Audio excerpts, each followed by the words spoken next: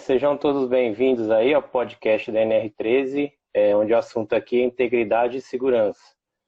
Vamos falar tudo sobre como você, engenheiro, inspetor de equipamentos, pode atuar nesse mercado ganhando acima de R$ 10.000 por mês com isso.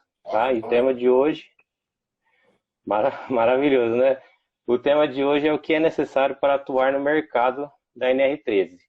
Eu estou aqui com o Marcos Rosa, especialista no norma NR13. E aí, Marcos, como que você está?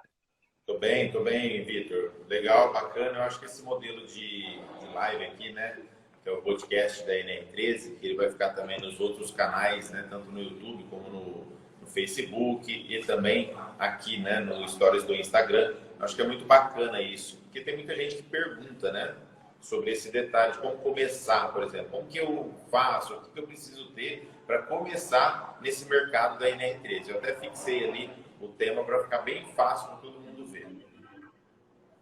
Tá legal. Ô Marcos, eu tenho acompanhado o seu canal aí no YouTube, alguns stories, e tenho visto muitas perguntas sobre como iniciar nesse mercado, né? Inspeção de vaso de pressão e caldeiras. Vamos começar assim, se tratando de equipamentos. O que é necessário para começar? Tem muita gente que acha que gasta muito para se iniciar nesse mercado, né? Porque é um mercado próspero, é um mercado que dá realmente um ganho satisfatório aí. A maioria dos engenheiros que já trabalham nessa área já tem ganhos acima de R$ 10.000 por mês. Então, às vezes a pessoa associa, né, esse valor que a pessoa ganha nesse mercado, ou o tamanho que é o mercado da NR13, com o valor que ela precisa gastar ou tirar do bolso, né, em equipamentos, né, para começar nessa área. E não tem muito a ver, porque na verdade, assim, os equipamentos que você precisa para iniciar, é claro que nós estamos falando aqui de quem está iniciando, né, não de quem já está há muito tempo no mercado, que talvez já galgou outros equipamentos, né, que usam, né, que também devem ser usados em vários tipos de inspeção.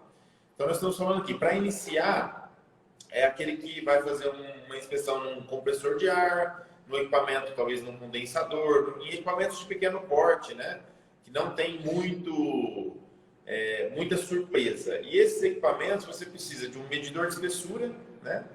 Então, esse é um dos itens que ele vai precisar, profissional, que é o medidor de espessura por ultrassom, que é um equipamento que tem um custo razoável, né? Esse eu até falei ele primeiro, que ele é o que tem um custo mais alto. O medidor de ultrassom, pra você ter uma Inclusive, ideia, ele tem um custo aí entre 2.000 e 50.000, ele pode custar. Então, imagina que eu ia complementar falando que eu vi um vídeo seu a respeito de medidor de espessura, né? Você tem um vídeo lá no seu canal sobre isso? sim, tem um vídeo lá falando sobre equipamentos, né, para iniciar no trabalho, e ele dá alguns modelos. Ele dá lá naquele vídeo, por exemplo, bem lembrado, aquele vídeo fala sobre equipamentos menores, né, assim, que com vamos falar assim, como se diz, equipamentos mais em conta, mais baratos, dura menos, tem uma durabilidade menor. Então eles são de plástico, mas esses equipamentos de R$ 2.500, eles também podem ser usados muito bem. Inclusive ele dá calibração, você pode calibrar ele, né? Então esse é um dos primeiros, né, dos equipamentos. O que mais que o profissional habilitado precisa? Ele precisa de uma trena, porque você vai ter que tirar o as-built, fazer o dimensional. Ele precisa de uma trena de 5 metros, eu sugeriria uma de 5 metros e uma de 30, né? Porque aí você já consegue fazer grandes equipamentos também. Você precisa de um celular para fazer as imagens, né? Para colocar no relatório. Você precisa de um notebook para montar os relatórios, né? Os modelos de relatórios você já tem na internet, porque eu mesmo forneço, né, os modelos de relatórios pelo meu e-book gratuitamente, então você não tem trabalho com isso. Você precisa ter um automóvel para levar você até o local. Ó, tô falando até demais, né? Geralmente, automóvel e celular e computador, a maioria já tem, né? Então, vamos falar assim, que se você tiver, né, esses 3 principais itens, que são os mais caros aí, tirando o medidor de espessura, que é o automóvel, que é o carro, que é o computador e o celular, você vai pagar uns R$ 2.500 de um medidor de espessura e uns R$ 50 de uma trena, né, de 30 metros. já dá para você começar. Se você não tem esses equipamentos, você vai gastar mais uns R$3.000 de um computador, de um notebook, mais o aluguel, né? Você pode alugar carro. Hoje em dia é muito mais, compensa muito mais você alugar do que você comprar um veículo e pagar um monte de taxa, de imposto. Então é muito mais prático. Dependendo de onde você vai, né? Você pode embutir o valor do aluguel do veículo dentro do custo do serviço. Então, assim, às vezes o pessoal pensa, Marcos, mas é muito tão prático, assim, é tão fácil assim. É mesmo, é muito fácil, porque o que mais exige de um profissional habilitado não é a questão dos equipamentos, e sim a parte intelectual, a parte de conhecimento, né? Nós vamos até falar um pouquinho sobre isso, talvez mais, mas imagina que a parte de conhecimento é mais importante. Agora, só para complementar, Vitor, para complementar essa parte aí dos equipamentos, às vezes alguém pode estar pensando assim, mas vai ter situações que vai precisar fazer um ultrassom na solda, né? E aí já é um equipamento que custa R$20.000. Vai precisar fazer líquido penetrante, você tem que comprar o consumível. Vai precisar fazer partícula magnética, tem que ter um yoke. Vai ter situações que eu vou precisar fazer uma endoscopia, que é um visual remoto, né? Porque eu não tenho acesso interno e realmente custa caro o endoscópio com câmera articulada. Você vai pagar uns R$30.000, né? Mas para tudo isso você tem o quê? Você tem que ter parceiros, né? Então, imagina que quem está começando não precisa começar sozinho. Então, até o curso de alta performance que a gente faz, né? A gente tem um grupo de mais de 20 pessoas em uma das turmas, e até eu acho legal que o pessoal interage, né? Um ajuda o outro. Um fala, você faz tal coisa? Eu não faço. Não, faço, tá aqui. Então, isso é parceria, né? E essa união entre os técnicos, entre os engenheiros, que faz a diferença, né? Que dá essa parceria, que aí você não precisa ter um equipamento talvez de R$50.000, você pode ter um equipamento barato, e se surgir a necessidade de você fazer aquilo, você vai mandar para o seu cliente o preço, né? E vai terceirizar para um parceiro de negócio. É mais ou menos assim. Legal. Bem importante essa parte aí de parceria, né? Com certeza. E além dos equipamentos, né? O que mais que o profissional tem que ter? Como eu já até dei um spoilerzinho aí, né? Falei sobre o conhecimento, né? Exatamente. Eu acho que o conhecimento é o principal. Porque quando o cara conhece do assunto, ele consegue ir atrás de parceiros, olha que legal. Porque se ele não conhece do assunto, ele não consegue nem ir atrás desses parceiros, dessas terceirizações, né? E o conhecimento faz com que a pessoa tenha uma assertividade maior também. Um exemplo, às vezes tem profissional habilitado, eu já ouvi falar sobre isso e já vi alguns falar assim, né? E tudo bem, não tenho nada contra. Eu só acho que quando você faz uma proposta de serviço, você tem que ficar muito atento ao que você escreve na proposta, ao contrato, né? Você que é um cara de contratos aí, você sabe que Sei bem o que você está falando. linha que você erra, né, numa proposta, uma linha que você erra, às vezes você toma prejuízo. Então, tem que se ter muito cuidado com essas coisas. Quando o cara conhece bem a norma, conhece bem o passo a passo da prestação de serviço dentro do mercado da NR13, então ele não tem esse tipo de problema. Ele acaba minimizando isso. Então, ele consegue ter mais assertividade, ele perde menos, né? E quando a gente fala sobre perder, é uma coisa assim, às vezes você acha que não, mas se você não entender o escopo técnico do seu cliente e colocar simplesmente lá assim, inspeção conforme NR13 na proposta e mandar, aí você vai chegar lá, mas você vai ter que fazer tudo, né? Você vai ter que... Ou tem alguns que até colocam enquadramento, olha, enquadramento conforme NR13. Esse negócio de enquadramento conforme NR13, cara, é muito complicado, porque o que é um enquadramento conforme NR13? É simplesmente você deixar tudo de acordo com a norma. Regular, tudo regularizado, né? Aí às vezes o cara cobra lá R$1.000 para fazer isso e coloca lá enquadramento conforme NR13. Deixa eu acender minha luz aqui que apagou. Beleza. Aí o cara coloca lá enquadramento conforme NR13 e esquece de falar que é só um ensaio, só uma inspeção inicial, que é só uma inspeção periódica. Periódica. E aí chega lá e não tem prontuário. O que o cara tem que fazer, Vitor, quando não tem prontuário? Tem que fazer a reconstituição do prontuário, né? Cálculo de engenharia, geralmente utiliza algum tipo de software para isso. Exatamente. Então, costuma o quê? A ficar mais caro, né, o molho do que o peixe. Aí o cara fala assim, Exatamente. então quer dizer que se eu ter uma assertividade maior, conhecer bem a norma, perde-se menos, você fica mais enxuto. E aí você consegue então, ganhar, até esses lucros aí, né, como é o título, quando você faz a abertura aí do podcast, você fala, né, lucros acima de 10 mil reais por mês. 10 mil. Não é difícil acontecer isso, né? A maioria dos nossos alunos, por exemplo, do curso de alta performance, já estão ganhando mais de 10 mil reais por mês. Isso é muito, é fato, né? Porque eles seguem o passo a passo do negócio. Legal. E qual que seria o nível de conhecimento que esse cara precisaria ter para começar na área aí? Então, na verdade, assim, ó, a gente fornece muito material, né, gratuito dentro do nosso canal. Então, o canal do YouTube, você vai lá, por exemplo, tanto aqui no Instagram também, né, a gente sempre está respondendo perguntas da audiência. Nós estamos colocando muito vídeo também no IGTV, no Facebook. Então, imagina que todos esses vídeos, todo esse material de apoio que a gente coloca é um ótimo caminho, né? Então, quem sabe zero, talvez consiga já fazer muita coisa assistindo esse material, né? Até tem eu li um depoimento esses dias do rapaz, um engenheiro, falou assim, olha, eu sabia zero de NR13 e estou maratonando o canal de Marcos Rosa, né? Então, legal. Maratonar uma série, né? Lá na Netflix. Tá na Netflix, você maratona, né?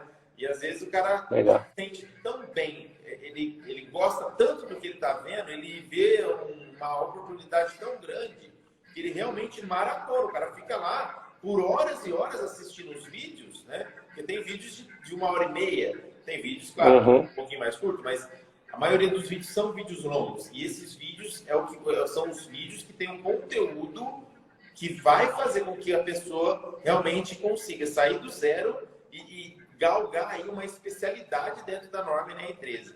Então, assim, você falou qual que é o nível de conhecimento. Eu acho que quanto maior o nível de conhecimento, mais engajado fica e maior o resultado. Isso aí, sem dúvida. O cara vai ter um resultado muito maior, por exemplo, se ele falar, não estou feliz somente com esse conteúdo. Eu vou lá e vou fazer o curso de alta performance, por exemplo. Então, isso, né, a maioria, praticamente todos, 100% dos que fizeram o treinamento entenderam isso e realmente hoje tem muito mais resultados do que antes. Então, assim, o nível depende de onde o cara quer chegar. Depende de onde que ele quer chegar, é o nível dele. Legal, legal. E, então, assim, ó, o profissional dessa área, que vai lá trabalhar com a norma, que vai fazer inspeção em tanque, caldeira, vaso de pressão, tubulações, ele tem que ser obrigatoriamente engenheiro mecânico? Legal essa pergunta, Vitor. Tem algumas pessoas que me seguem, né? São inspetores de equipamento. Tem muitos inspetores de equipamentos que estão lá na comunidade do Telegram, inclusive. Eu fiz uma enquete lá esses dias para trás, eu acho que uma semana e meia atrás, para saber a formação do pessoal. Claro que a maioria é engenheiro mecânico, né? Eu não tenho nenhum engenheiro naval ainda lá, porque ficou zero lá. Mas, assim, pelas atribuições, né, o engenheiro mecânico, ele é o cara que tem que ser o responsável por toda essa inspeção. Imagina que para você fazer uma inspeção num determinado equipamento de alto risco, como é uma caldeira, por exemplo, você precisa ter qualificação, né, e certificação. Então, assim, vamos lá. A qualificação é suficiente para fazer o trabalho de campo? Sim. Né? Sim. Tanto é que nós temos muitos inspetores de equipamentos aqui na empresa, né, que você sabe disso, que são qualificados e são pessoas que conhecem muito bem, né, equipamentos, sabem funcionamento, conhecem processo, conhece sobre soldabilidade, material. Ele entende, por exemplo, que a solda é um item importantíssimo, né? Tem que ter qualidade na solda para manter a integridade dos equipamentos. Então, tudo isso mostra que... Só um minutinho. Vou tirar um negócio aqui. Tudo isso mostra que o pessoal está bem antenado, então são qualificados. Esse cara que é qualificado, ele pode ir lá e fazer muito bem uma inspeção, né? Só que ele tem que ter uma supervisão de um profissional habilitado. Então, o engenheiro mecânico é indispensável, né, para o processo. Mas a sua pergunta é se obrigatoriamente alguém para atuar nessa área precisa ser engenheiro mecânico. Isso. Então tá, a resposta para a sua pergunta é não precisa ser engenheiro mecânico para atuar nessa área. Tanto é que nós temos muitos inspetores, né, que trabalham na empresa e atuam nessa área, né? Às vezes tem alguns inspetores que são até engenheiros de produção, engenheiros mecânicos, né? Mas eles atuam como inspetores. E o profissional habilitado é um outro profissional, né? É sempre assim que funciona, pelo menos aqui. Então, assim, é indispensável o engenheiro mecânico para assinar e supervisionar todo o trabalho, mas não precisa necessariamente para atuar nessa área, não precisa ser.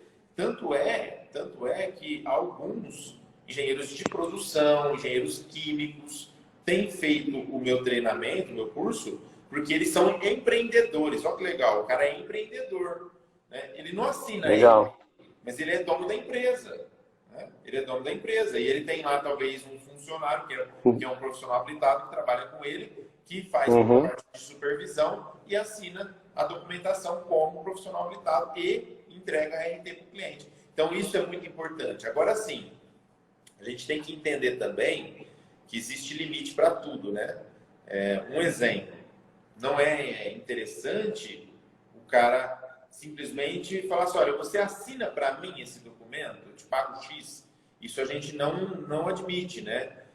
E a norma também não admite isso. Então, tem que existir uma supervisão e uma avaliação da documentação, do trabalho, né? Então, o profissional habilitado, ele pode ser até um terceiro de uma empresa, mas ele tem que realmente atuar, né?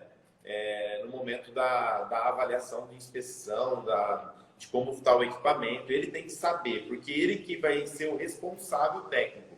É ele que assina a RT, por exemplo, é ele que vai responder jurídico e criminalmente caso aconteça algum tipo de problema. Quer ver uma pergunta legal que fizeram esses dias para mim? Qual que é a responsabilidade técnica de um engenheiro sobre um equipamento, né?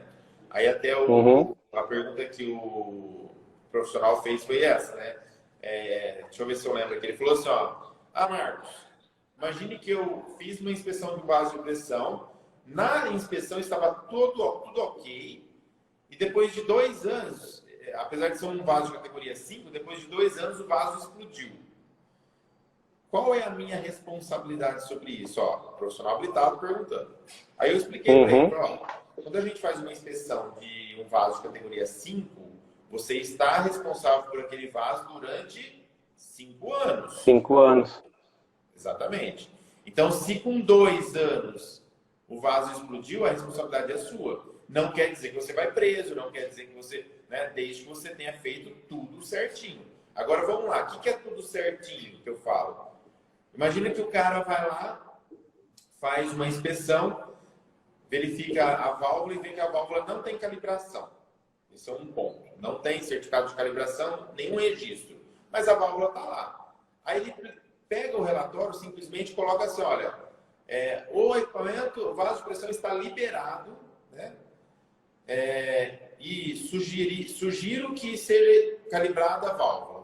Põe uma sugestão para a calibração da válvula, né? Ou até mais, tem alguns que colocam assim, o equipamento está liberado desde que a válvula esteja calibrada.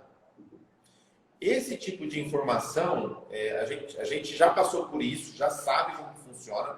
Eu já sei que o Ministério, os auditores, eles não aprovam esse tipo de informação. Por quê? Ou é sim ou é não. Então é laudo conclusivo. Não está conclusivo no caso. É risco grave iminente. Então imagina que o laudo é reprovado. Ah, não. Eu vou manter reprovado até quando? Até o cara calibrar a válvula, te mostrar o certificado e você olhar e falar, não, realmente, agora está aprovado, está com o set point certinho, agora sim deu certo. Então aí você vai lá e libera. Então, a minha resposta para o cara foi: a responsabilidade é sua. Então, o profissional habilitado ele tem que se atentar ao quê? A como ele está entregando o relatório, a como ele está fazendo essas inspeções. Será que ele realmente está medindo espessura? Será que ele está fazendo uma avaliação visual bem feita? Né? Ou será que ele simplesmente está indo lá e fazendo uma inspeção meio que a longa distância, né? Sem checar alguns itens do relatório? Então, a responsabilidade é muito grande sobre esses equipamentos. Por isso que o custo de uma inspeção não pode ser baixo, né? Então, às vezes, ele vai lá e fala assim: eu já perdi um monte de proposta já, porque o custo do cara estava muito baixo. Aí a gente começa a não entender. Mas não é que o cara não sabe dar preço, é que ele não sabe, às vezes o profissional não entendeu ainda a grande responsabilidade que ele tem naquilo. E se ele não entendeu a responsabilidade que ele tem, com certeza isso vai cara, vai dar merda alguma hora. Vou falar o português correto, né? Alguma hora vai dar pau. E nessa pergunta que ele fez para mim sobre a responsabilidade foi taxativa. Eu até gravei uma live sobre isso, tá também no meu canal. Deve estar aqui também no Instagram, né? E no Facebook. E a live fala claramente: vaso de pressão de categoria 3, cara, você está responsável durante 3 anos. Aí eu complementei na live falando o seguinte, que a pergunta dele era sobre inspeção periódica. E se você reconstituir um prontuário, quanto tempo de responsabilidade tem o profissional habilitado? Essa eu complementei, né? Porque se o vaso é de categoria 3 e numa inspeção periódica você fica 3 anos, né, sendo responsável pelo equipamento, e num prontuário, uma reconstituição de prontuário, você vai ficar até o fim da vida do vaso como responsável. Então, imagina a responsabilidade que se tem ao elaborar um prontuário, uma reconstituição de prontuário. Um exemplo: se você tem lá um vaso de pressão de espessura mínima, a espessura real é 12, você faz os seus cálculos no prontuário, você vê que a espessura mínima é 8. Até aquele vaso corroer, nas inspeções futuras, encontrar 8 milímetros ou menos, o profissional habilitado que emitiu aquele documento é o responsável. É responsável. Existem profissionais responsáveis por equipamento há vários e vários anos e vão ficar muitos e muitos anos ainda. Marcos, mas mesmo se eu não for o inspetor ou o responsável pelas inspeções periódicas, sim, mesmo se você não fizer as próximas periódicas, aquele prontuário, por isso que o prontuário tem que custar mais caro do que uma inspeção, porque aquele prontuário vai fazer você ficar responsável pelo resto da vida do equipamento, ou até aquele documento estiver na mão do proprietário, né? Um exemplo. Legal. Por isso que é importante, Vitor, vou até salientar aqui, o prontuário do fabricante, né? Não é? Sim. Porque o prontuário do fabricante deixa quem é responsável? O fabricante. Exatamente. Então, imagina que o prontuário do fabricante bem feito, né, completo, faz com que o fabricante esteja responsável por todo aquele período lá, que é a vida útil do equipamento. Agora, sim, a maioria dos clientes acabam extraviando o prontuário, né? E aí tem que se reconstituir. Reconstituir pode? Pode. A responsabilidade não passa a ser mais do fabricante, e sim agora do profissional habilitado que fez a reconstituição do prontuário. Então é muita informação, né? É muita informação para o pessoal. É muita informação técnica, né? Mas assim, a respeito da questão inicial da pergunta, né? Submete ao que a gente já vinha falando, né? Que é a questão de parceria. Você não precisa ser profissional habilitado, engenheiro mecânico para atuar, né? Você pode atuar desde que você seja um inspetor de equipamentos, desde que você esteja alguma parceria com algum engenheiro mecânico, que possa ser futuramente seu PH, que vocês tenham algum tipo de parceria. Isso. Eu já vi empresas, né, sendo formadas por um empreendedor e por um engenheiro mecânico. Então, assim, imagina um cara que é empreendedor, ele pode atuar na área comercial, às vezes é um cara que fala bem, mas não é engenheiro mecânico, né? ele até conhece todo o processo, ele sabe fazer a inspeção, sabe executar, mas ele não pode assinar. E aí ele se associa, ou ele vira sócio de um profissional habilitado, e aí os dois juntos, né, têm mais condições de seguir o mercado aí. Agora, é muito mais fácil, claro, com um profissional habilitado autônomo, que ele já pode executar e já assinar, né? E aí a responsabilidade dele é mais fácil e mais seguro, né, para o profissional habilitado fazer isso. Porque imagina que o profissional habilitado ele tem que conhecer muito bem esses parceiros para poder assinar essa documentação. E ele tem que estar atento ao trabalho que o cara está executando, né? O profissional de campo, por exemplo, um inspetor de equipamentos, né? Fazer esse tipo de trabalho. Quer ver um exemplo? Eu tenho um aluno que é técnico de segurança do trabalho e ele é operador de caldeira, que é o RIS. Eu sempre falo nele, que eu gosto muito do RIS. Faz uma cerveja muito boa também, concorrente sim. Ele é um cara que atua, né? Ele está no regime CLT ainda, eu acho que por pouco tempo, logo isso está voando, porque ele está atuando onde? Ele começou a atuar na parte de treinamentos. Quando você pega o anexo 1 da norma, NR13, e passa a ver a questão dos treinamentos, que é treinamento de operador de caldeira e treinamento de operador de unidades de processo, que são vasos de pressão de categoria 1 e 2, não precisa ser o profissional habilitado para dar aquele treinamento. Pode ser o quê? Alguém qualificado, a norma fala. Então, desde que seja, lá está escrito, né? Desde que esteja sendo supervisionado por um profissional habilitado. Então, assim, o que o RIS fez?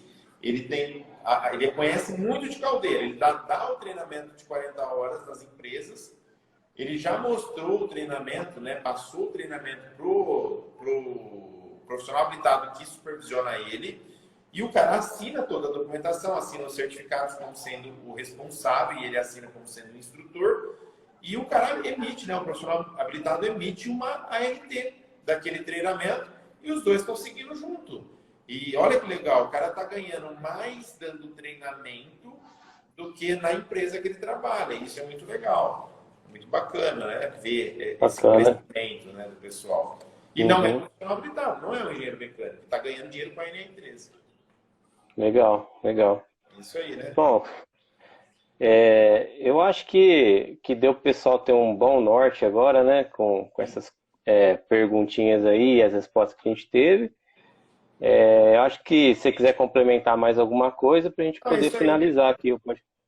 É isso aí, tá finalizando então, né? Eu só queria falar o seguinte, que essa semana e a próxima semana, né? A gente está se comprometendo aí, eu e o Vitor, de todos os dias falar sobre um assunto diferente, falar sobre um tema novo, e todos os dias às 5 da tarde, tá? Até teve um pessoal lá da comunidade lá do Telegram que falou, Marcos, faz às 8 da noite. Mas às 8 da noite eu não consigo, eu já tenho outros, né? Hoje mesmo eu vou ter a mentoria da turma 2, a mentoria que a gente entrega, né, para o pessoal que faz o curso de alta performance. E legal. É muito bacana, você também vai estar lá, né, gente? Você vai participar com a gente.